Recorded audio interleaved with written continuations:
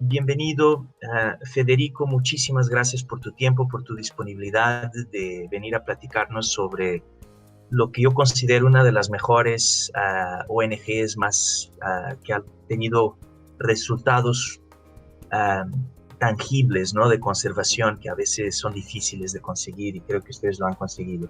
Te agradezco muchísimo. Para presentarte a quienes nos escuchan, Federico Alfonso Méndez Sánchez, oceanólogo del CICES, me imagino, con una maestría en gestión de ambientes en Nueva Zelanda. Está contratado desde hace 14 años, desde el 2007, en conservación de islas como biólogo de campo, y desde el 2017 es el director general de esta asociación civil. Y bienvenido. Muchísimas gracias, Federico. Yo empezaría por preguntarte si has ido a Alacranes. ¿Conoces Alacranes? Hola, Nuno, muchas gracias. Buenos días o tardes, depende, noches, ¿no? Depende de qué hora nos Sí. vean. Sí, he visitado Alacranes en varias ocasiones y vaya, es un lugar maravilloso, ¿verdad? Me preguntabas tú de antemano, ¿no? Así, si lo definirían en tres palabras y para mí es paradisiaco, tropical y aves marinas, ¿no? Es para mí lo que define Arrecife Alacrán. Desde luego, pero es bastante diferente de las islas con que ustedes empezaron a trabajar. Todas las islas del Golfo de California y del Pacífico son muy diferentes a estos cayos de arena, bajitos, someros. ¿Cómo lo sentiste diferente de las islas pues, más rocosas, altas, sin vegetación del Golfo de California? ¿Cómo haces esa comparación brevemente? Pues es eso, ¿no? Digo, por decirlo de alguna manera, el nivel de dificultad de trabajar en islas del Golfo de California, que son climas muy extremos, muy desérticos, ¿no? Que el sol te pega de una manera distinta a como es en climas tropicales, que hay muchísima humedad, por ejemplo, ¿no? Pero yo creo que es eh, la diferencia de altitudes, obviamente el ecosistema, la vegetación, los bichos que te puedes encontrar.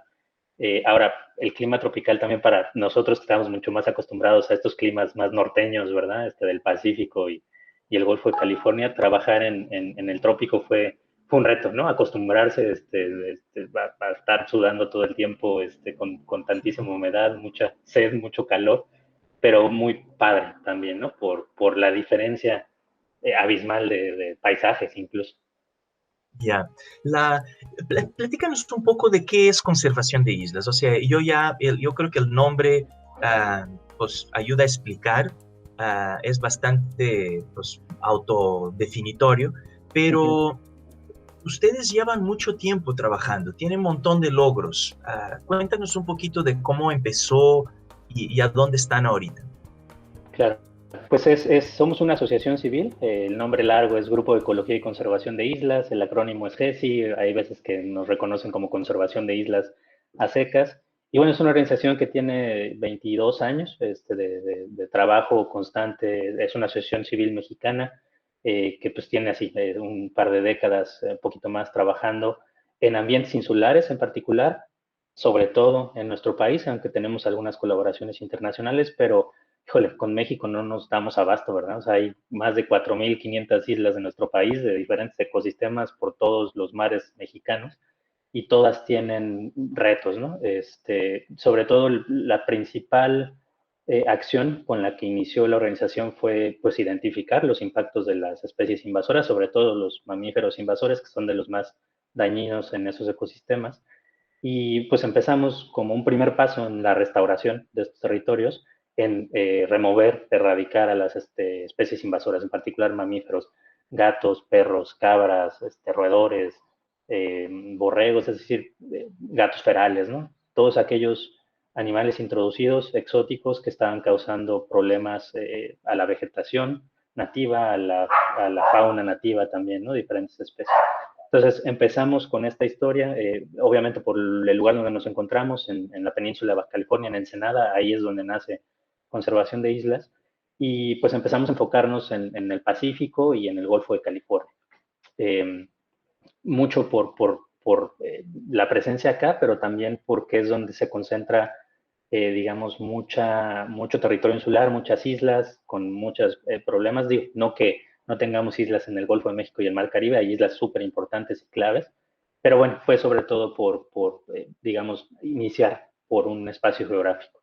Y al tiempo, ¿no? Yo creo que fue a partir del 2008 o 2010 que empezamos a ampliar, digamos, el alcance geográfico e irnos a lugares así tan lejanos desde península a península, ¿verdad? De península de California a la península de Yucatán, pasando por el Pacífico Centro, ¿no? El archipiélago de Revillagigedo y pues ahora, ya el 2021, estamos trabajando en islas por todo el país en diferentes niveles de restauración. Y algo que me gustaría puntualizar es que pues la erradicación de mamíferos es una parte importante, pero no es la única, ¿no? Y no con eso terminas una restauración, es decir, es parte de una restauración, pero hay que seguir picando piedra después de haber hecho las erradicaciones, ¿no? Y mucho del enfoque ahora es, más allá de las erradicaciones, pues hay que continuar con la restauración, sea de vegetación, sea de poblaciones de aves marinas o de otras especies. Ok, no, súper interesante. Eh, ¿Cuál fue un poco el criterio? Porque yo creo que, como bien dices, tenían tantas islas ahí en el Golfo de California, digamos, la densidad de islas por unidad de área es mucho mayor ahí. Ah, ¿Qué fue lo que los hizo hacer clinch y decir, espérate, pues también hay islas en el Caribe y también tienen los mismos problemas? ¿Por qué terminaron escogiendo alacranes? ¿Cuál fue el trigger para hacer eso?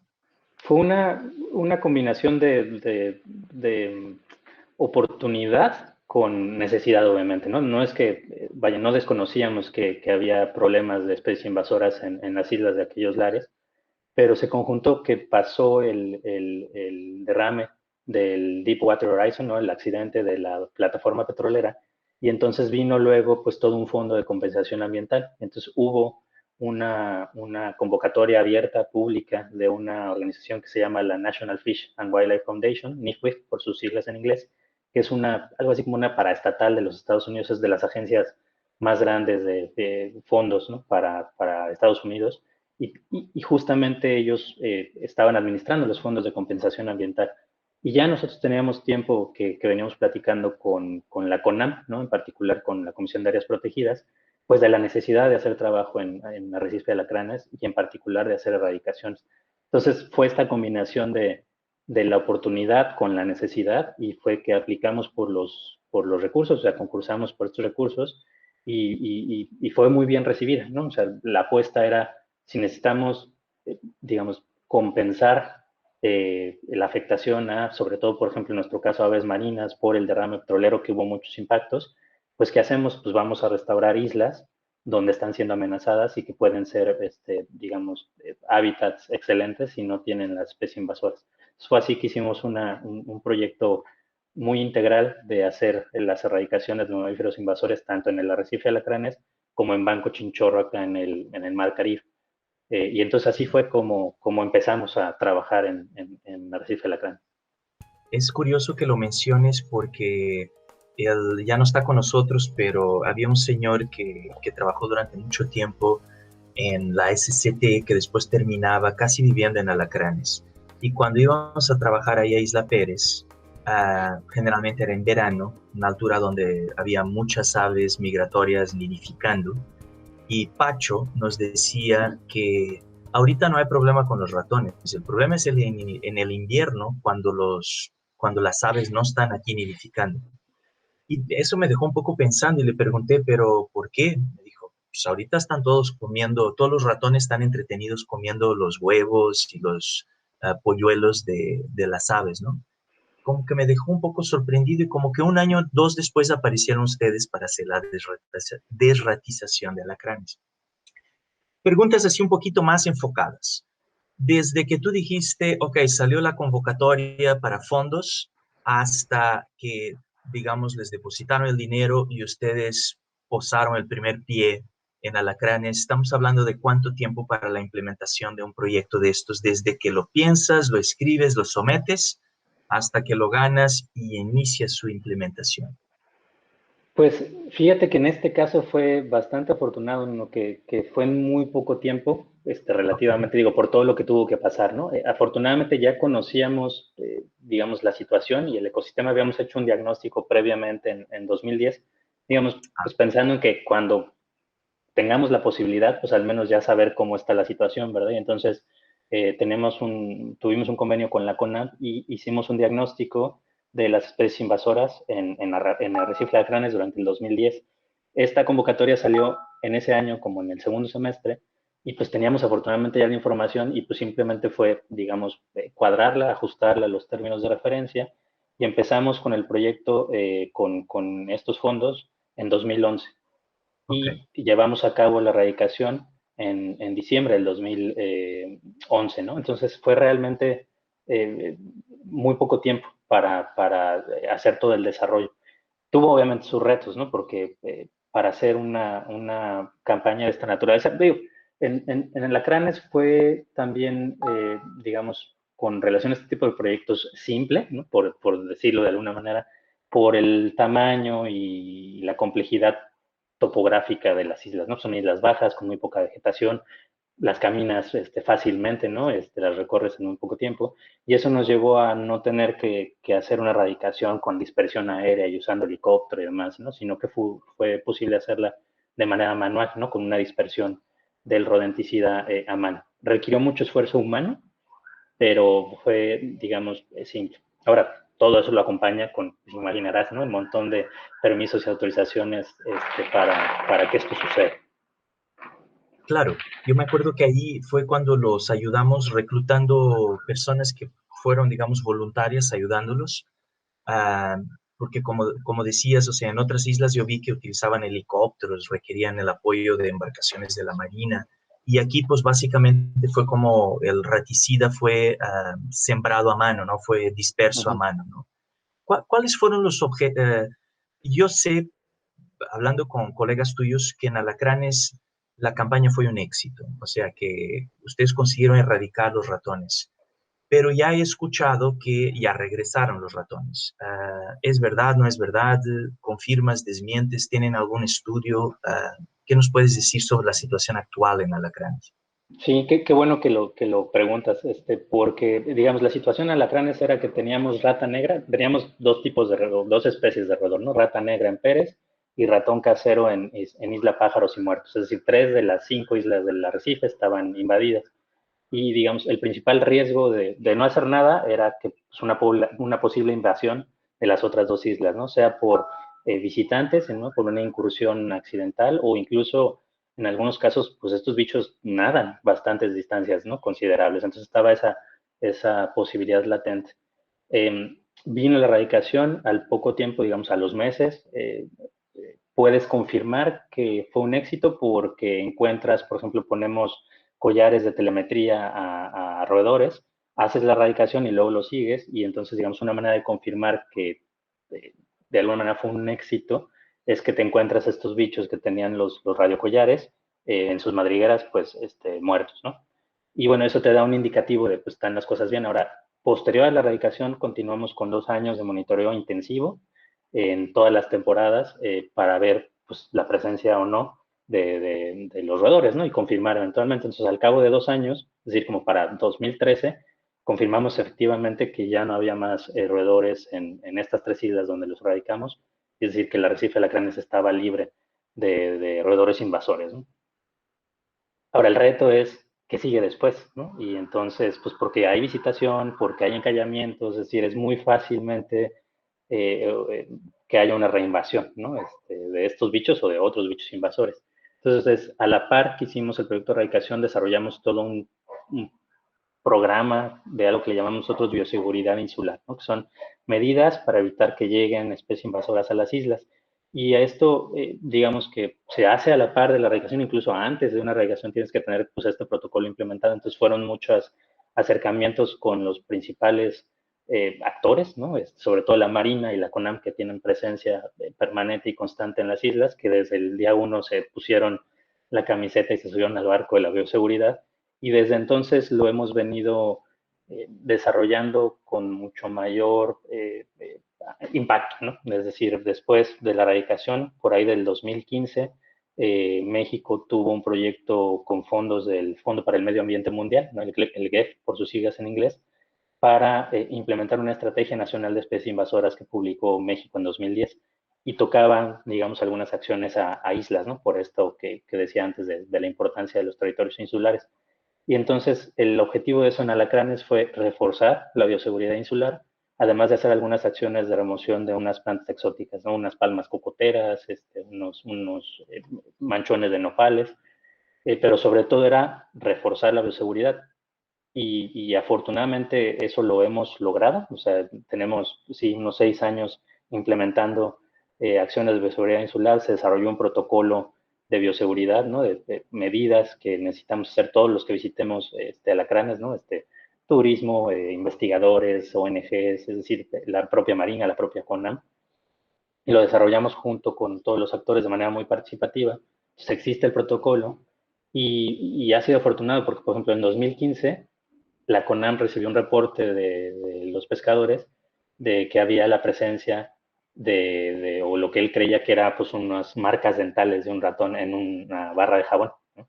Y bueno, esto nos llevó a implementar todo el protocolo, algo que se llama una respuesta rápida y una detección temprana, y afortunadamente logramos capturar a una hembra, no en estado reproductivo, pero bueno, pues al final fue una alarma nos pasó, ¿verdad? O sea, burló todas nuestras medidas de bioseguridad y llegó a la isla. Entonces, esto es algo pues constante, o sea, es algo que no termina, esto de la bioseguridad. Y lo que sí les puedo confirmar es que, bueno, logramos detener esa incursión, hemos seguido muy al pendiente y no hay, es decir, no ha habido reinvasión, ¿no? De las ratas o ratones. Es decir, siguen las islas libres de roedores. Excelentes noticias, va. Entonces debe de haber sido que interpreté mal la onda de las marcas en el jabón, pero qué bueno porque había bastantes. Dime una cosa, algo como una campaña de desratización, números redondos, estás hablando de 10 pesos, 100 mil, o sea, ¿cuánto cuesta esto? Para tener una idea de los efectos que pueden llegar a tener los ratones, pero también si no hacemos bioseguridad, vamos a tener que volver a gastar este dinero de aquí a 5 o 10 años para volver a erradicarlos. Así en números redondos de cuánto estás hablando una campaña de desratización con los 2 años de monitoreo. Estoy hablando de la campaña completa. Sí, pues aquí la verdad es que siempre tenemos la frase más vale prevenir que erradicar, porque una erradicación, por muy simple que sea, digamos como fue, por decirlo en esos términos, Arrecife Alacranes, son millones de pesos, ¿no? Son miles de dólares, o sea, más o menos en números redondos, tan solo en sí la campaña de erradicación, ¿no?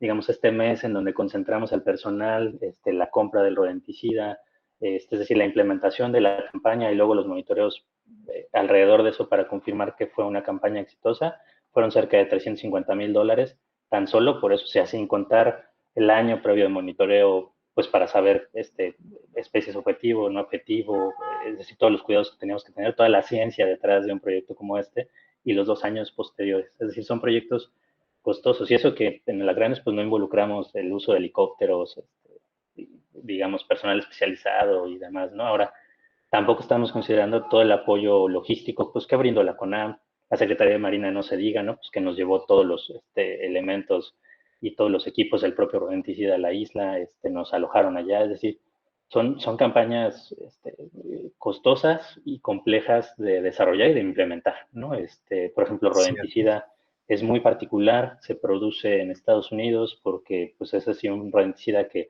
ya sabes que funciona para estas campañas. Se ha usado a nivel internacional este mismo rodenticida porque está diseñado para eso, ¿no? Para que aves, eh, por ejemplo, granívoras no lo consuman, para que no lo consuman otra fauna nativa, es decir, casi que solo lo consuman los roedores.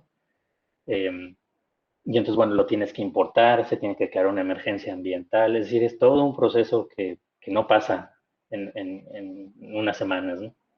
Entonces, sí, de No, ahí, y eso nos conecta perdón, con la bioseguridad, ¿no? Es decir, lo que menos queremos es que haya una reinvasión por dos cosas, porque uno, es muy difícil, pues luego volver a hacer hincapié con agencias, que financian estos proyectos, es decir, híjole, es que ya nos reinvadió el roedor, Arrecifes Aracanes y por favor, danos para volver a hacer otra erradicación, ¿no? Es no imposible, pero poco probable, pues porque digamos que ahí estás demostrando que no estabas implementando una bioseguridad perfecta, digamos, ¿no? Entonces, es muy, muy, muy difícil. De ahí, por eso, mejor prevenir, ¿no? Evitar que Que lleguen estos remediar. No, bichos. estoy Sí, contigo, estoy sí, contigo. sí, sí.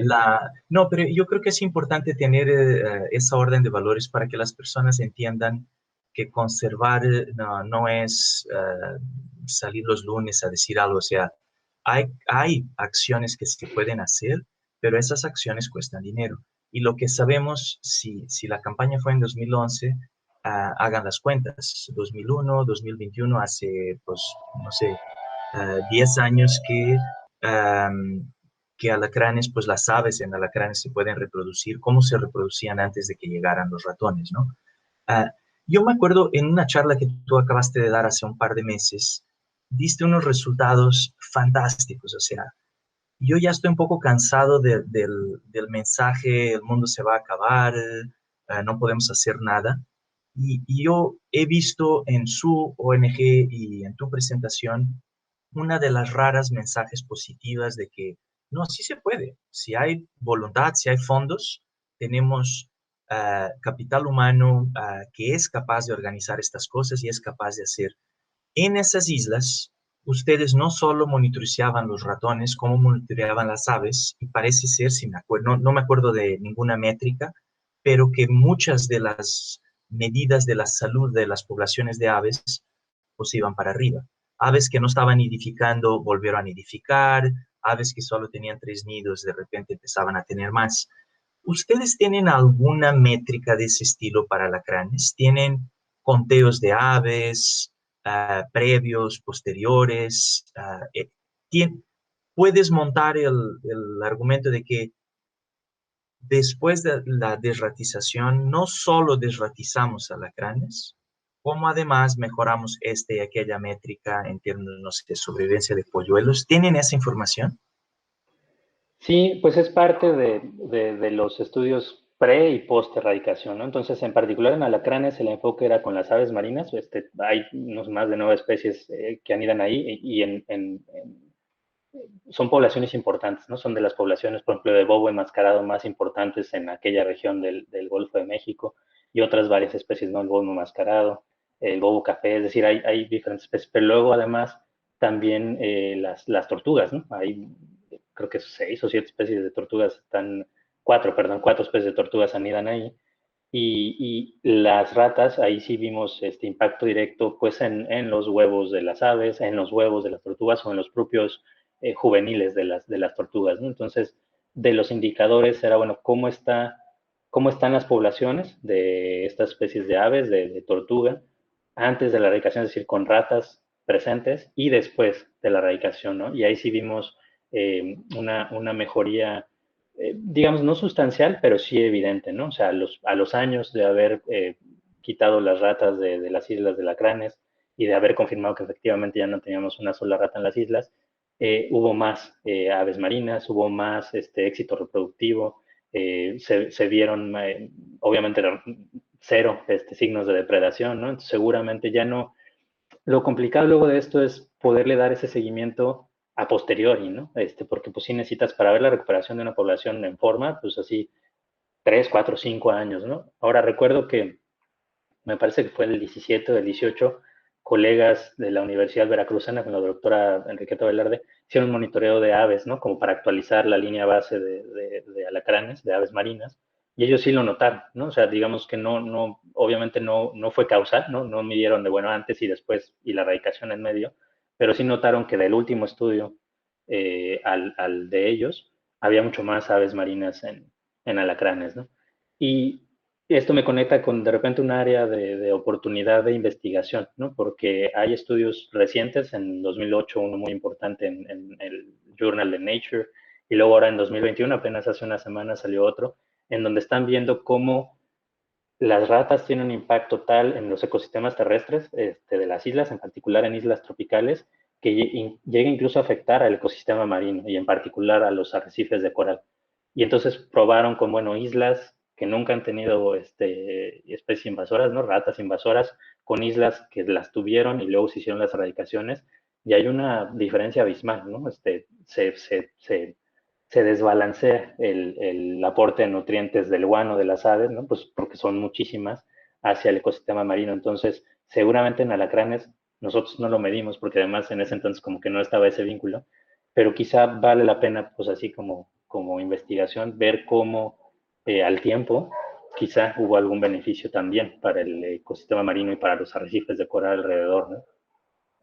Ok, eso me lleva a otra pregunta, porque ahorita para la tarjeta de reporte en que estamos trabajando para Alacranes, uno de los objetivos es encontrar indicadores, o sea, una métrica, ya sabes, que sea buena, bonita y barata. A mí me parece que desde el punto de vista biológico, tienes las especies invasoras, que eso es un buen indicador y nos estás dando información, pero si, por ejemplo, también tienes anidamientos de tortugas, que yo sé que los colegas, creo que de Pronatura, han estado haciendo un trabajo muy bueno con la CONAM, pero en aves, ¿quién está haciendo monitoreo de aves? ¿Cómo se hace monitoreo de aves? Si yo te tuviera que decir, ok, bibidi babidi boom, sácame un super mega indicador de aves marinas para alacranes, ¿cuál sería la métrica que tú propondrías?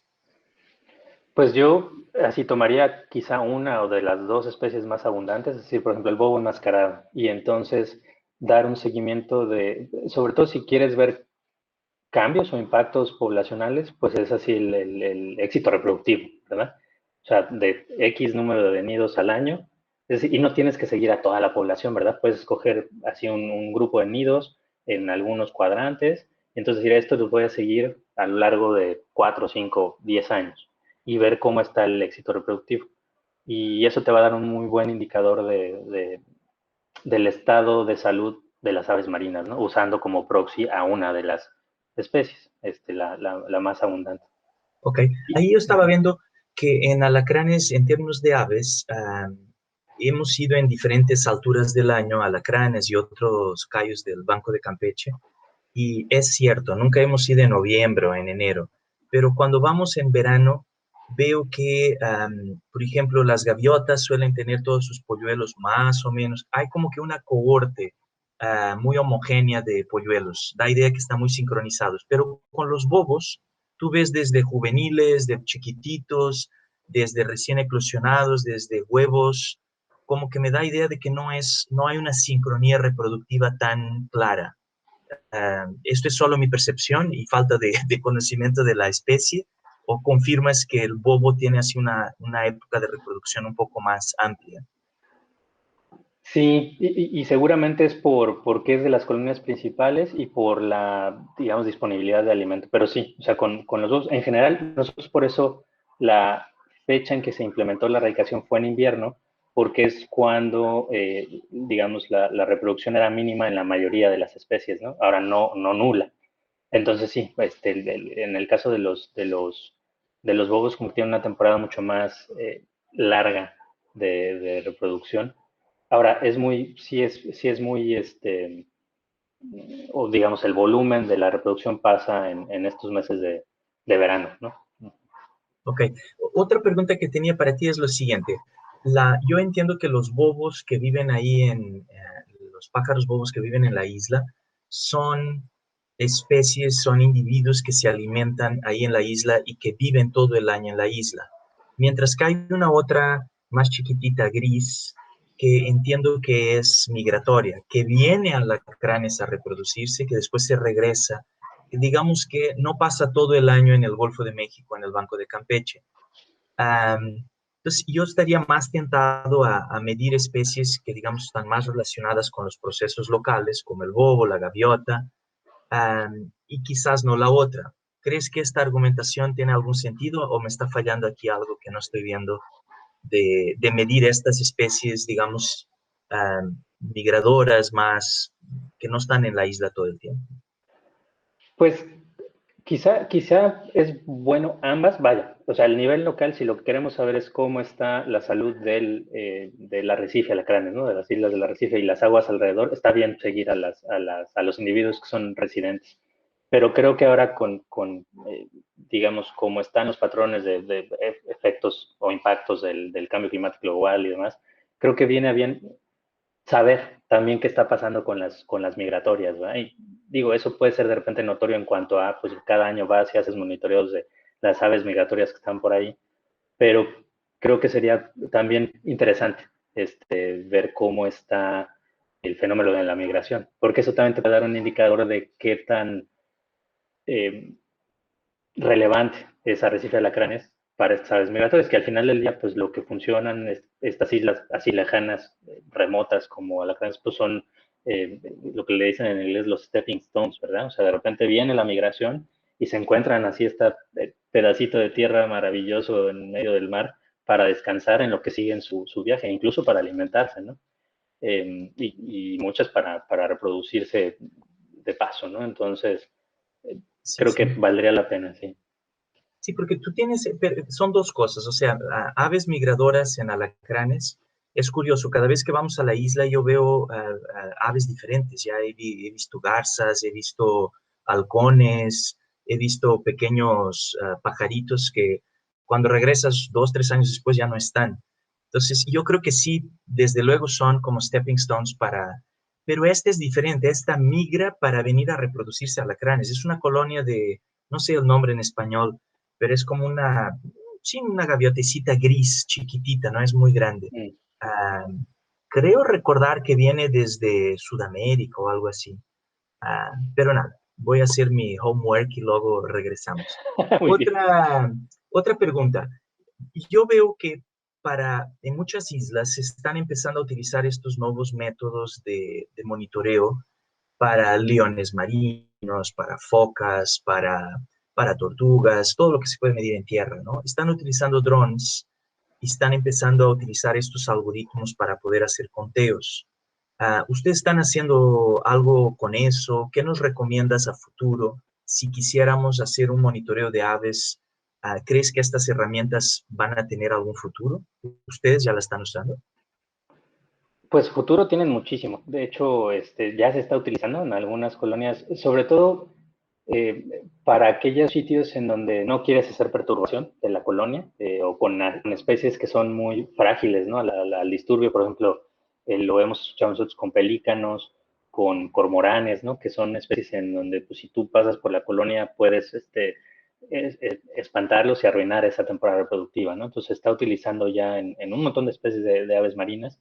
Nosotros aún no lo estamos utilizando per se, pero estamos ya viendo posibilidades de utilización, ¿no? Y es súper práctico, porque pues, digamos de manera más costo eficiente, pues haces un monitoreo de una colonia y luego simplemente entrenas al algoritmo para hacer el conteo de cuántos nidos tienes. Obviamente eso te va a dar cierta información, ¿no? Del número de parejas reproductivas o el número de nidos.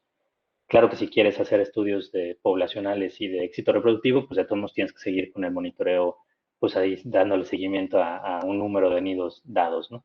Pero yo creo que para islas, además, como la grandes, ahí el reto es, pues, el viento y el tema de los drones y demás, ¿verdad? Pero creo que son islas que se prestan para hacer un monitoreo de esta naturaleza por su tamaño. O sea, yo creo que en unas 2, 3, quizá 4 fotos abarcas la totalidad de las islas y entonces, pues es poca información para procesar. ¿Sí? Ok. Y además, Otra, perdón, además, como son colonias tan grandes, pues hacer conteo manual, híjole, uf, pues nunca más sí, terminas, ¿no? Y como sí, dices, sí. yo la impresión que tengo muchas veces te acercas y claramente estás teniendo un efecto al acercarte. No que el dron no afecte también, pero nada, lo puedes volar más alto, Ujú, no sé, exacto. hay ventajas. Um, un otro punto que hace poco lo iba a mencionar y se me fue es, obviamente, pues una institución como ustedes, Conservación de Islas, ah, no trabaja solo, ustedes dependen de convenios con la CONAM, pero también con la Secretaría de Marina. Tú mencionaste a la Secretaría de Marina. Yo tengo la impresión de que es un papel que mucha gente no lo tiene tan presente, lo crucial que es poder contar con el apoyo que la Secretaría de Marina da a este estilo de proyectos. Uh, una de las cosas que hemos visto muchas veces es que los colegas de la Secretaría de Marina pues no pasan mucho tiempo en el mismo cargo, ¿no? Se están moviendo todo el tiempo por una cuestión, inclusive creo que de su propia carrera. Entonces, hemos tenido periodos de colegas muy entusiastas que quieren apoyar y otros no es que no sean entusiastas, siempre nos han apoyado, no estoy diciendo que no nos hayan apoyado, pero de repente tú estableces una relación de trabajo con un determinado grupo y de repente, sobre todo los puestos más directivos de toma de decisiones, cambian. y eso hay que empezar desde cero. La sensación con que yo me quedé es que pues, empezamos desde cero.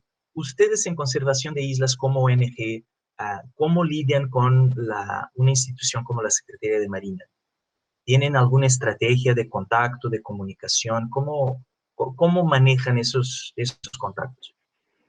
Sí, pues ahí es hacerlo constante, ¿no? Y es peculiar porque sí, yo creo que el trabajo que se ha hecho a favor de las Islas de México sin la Secretaría de Marina no sería tal porque, pues, digamos que la logística que ellos brindan es total, ¿verdad? Y además, lo interesante de todo es que lo han visto como como un mandato ampliado, ¿no? O sea, ellos, pues, ¿qué buscan y qué hace la Secretaría de Marina en las islas? Pues es cuidar la soberanía nacional, ¿no? Pero entonces, el hacer conservación y restauración de estos territorios, yo siento que lo ven como un mandato ampliado, ¿verdad? Es otra forma de hacer soberanía en las Islas de México. Y lo que hemos hecho es pues establecer, digamos también por la instrucción militar necesitas establecer procesos, ¿no? Y es un poco hacia donde hemos estado tratando de evolucionar, sobre todo la parte de bioseguridad insular, ¿no? Y entonces que sean, por ejemplo, estos protocolos de bioseguridad, pues que no sean letra muerta, sino que estén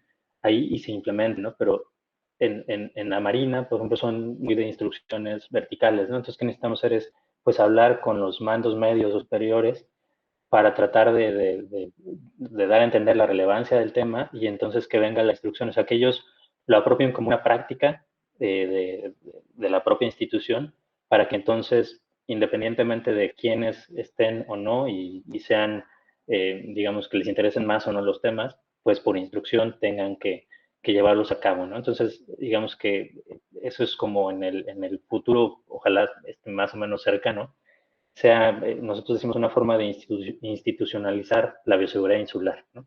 Que no sea que estemos, digamos, de abajo arriba insistiendo en el punto, sino que tanto la Secretaría de Marina como la propia CONAM lo incorporen de lleno como una tarea más, ¿no? Y es que eso además va acompañado de, bueno, pues recursos asignados para el propósito y demás, porque si no son tantas islas en las que ya se ha hecho acciones de restauración, que pues no hay presupuesto que alcance para continuar con la bioseguridad, ¿no? Y entonces la ventaja es, bueno, pues ya están ahí los recursos públicos, está el personal y entonces que lo tengan en el radar como un protocolo o una tarea adicional es lo ideal, ¿no? Uh-huh. Ok, no, excelente.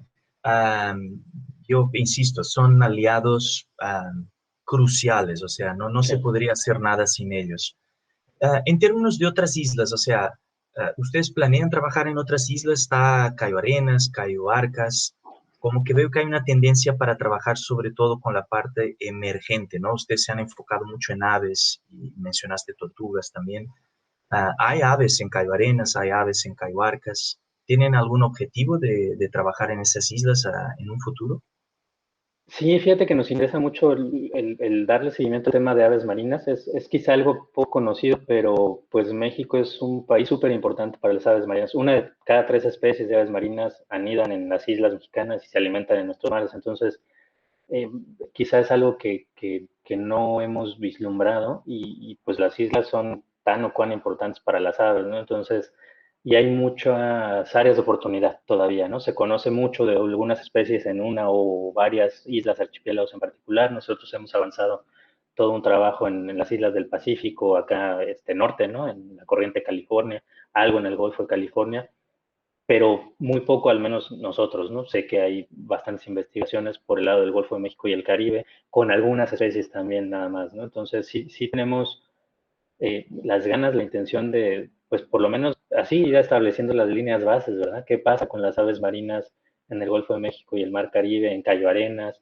Algo sabemos ya un poquito de Arrecife Alacranes de lo que hicimos, algo en Banco Chinchorro, aunque es menos rico, digamos, en aves marinas.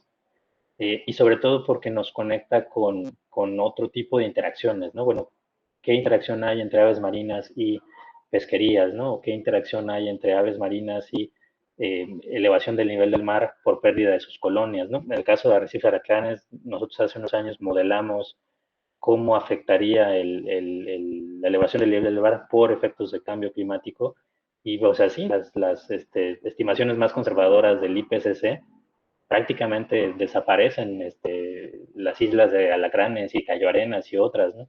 Que tienen repercusiones importantes para las especies, pero también para el país en términos de zona económica exclusiva y demás, ¿no? Entonces, sí, es decir, la respuesta corta es sí, tenemos muchas ganas e intención de hacer trabajos, sobre todo enfocado en aves marinas en aquella zona.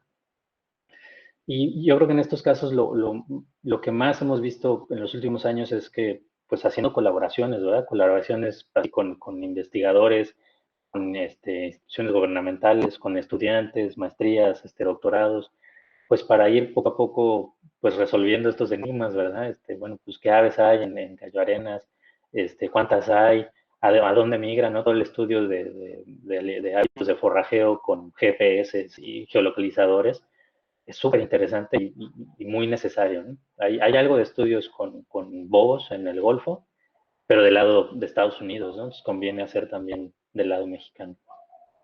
No, pues excelente, Federico. Vamos a seguir colaborando y yo te comento que esta entrevista también va a estar disponible en la RESC porque tenemos la idea de crear un observatorio costero de alacranes, a lo mejor de caihuarcas, y sería súper importante contar con ustedes. Ustedes tienen el know-how, o también de que nos pongan en contacto con otros colegas que trabajen ahí.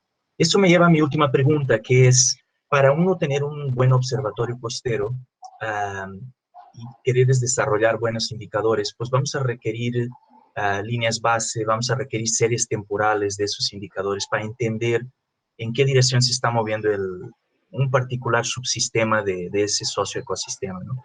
Entonces, hablando de aves, hablando, sí, sobre todo de aves y quizás de vegetación, porque yo creo que ustedes también trabajan con eliminación de vegetación no nativa.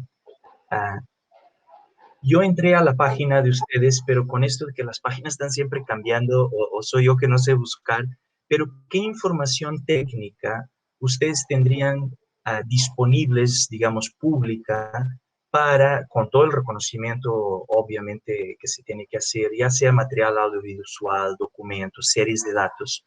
ah, ¿Qué material tienen que nos pudieran proporcionar para hacernos el upload a este, digamos, repositorio de información de alacranes centralizado, a donde toda la gente que esté interesada se puede conectar y ver la información de conservación de islas, yo que sé, de ProNatura, de la UNAM, del CINVESTAP, pero un solo lugar con toda esa información?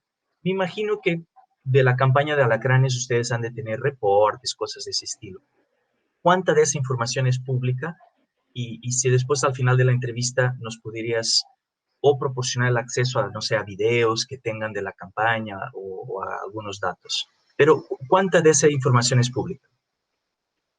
Pues bastante, ¿no? De hecho, por la relevancia en su momento de las erradicaciones en alacranes, porque era de las primeras islas tropicales que se hacía una erradicación, tenemos por lo menos un par de artículos científicos que tratan al respecto y hay uno de ellos que es bastante amplio, es casi como el reporte de la erradicación en la revista y nos dio posibilidad de, incluso con anexos y demás, de tener hasta las series temporales y demás, y ese quizá ya por los años a lo mejor ya está de acceso abierto, pero con gusto se los comparto. Es decir, de entrada están así los artículos científicos y lo que puedo buscar también es esas bases de datos. O sea, pues al final ya están publicadas y sirven, ¿no? Para sentar el precedente de la línea base, porque seguramente tenemos de los monitoreos de las aves marinas, de algunos invertebrados, por ahí también se hizo algo de monitoreos de reptiles.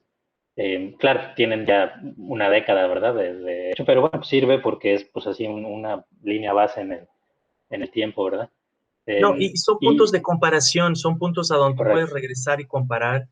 E inclusive, si me preguntas a mí, yo creo que son buenas oportunidades para después decir, oye, vamos a actualizar la línea base de invertebrados, de reptiles y de aves. ¿Quién lo va a hacer? Pues lo va a hacer Conservación de Islas. Ustedes ya lo hicieron, ustedes ya lo saben hacer. Ah, Esa es la idea, ¿no? De Ujú. potenciar. Pero pásanos los vínculos, obviamente terminando la entrevista. Vamos a seguir colaborando, Federico. Yo creo que Alacranes requiere que sumemos esfuerzos. Yo creo que es juntando el expertise de diferentes instituciones, de diferentes organizaciones que vamos a conseguir. Y me gustaría muchísimo que ustedes estuvieran presentes también en el taller de alacranes. No sé, a lo mejor solo una persona, pues si son muchos después Sí, no, sí. no es práctico, no se pierde. Pero a lo mejor un representante, que puede ser tú, alguien más de conservación de islas, que nos pueda ayudar a traer esa perspectiva de la bioseguridad, los indicadores de las aves, vegetación, etcétera, etcétera. Y encantado. Te agradezco de nuevo muchísimo el tiempo. Ya nos pasamos como que eran 20 minutitos, pero Sí, nada, claro. estuvo buena la Nos charla. engranamos, sí. Exacto. Mira, seguimos en contacto. Los estarán contactando para el taller. Te agradezco el tiempo y nada, muchísimas gracias. Al contrario, no, igualmente. Muchísimas gracias por la invitación y la consideración.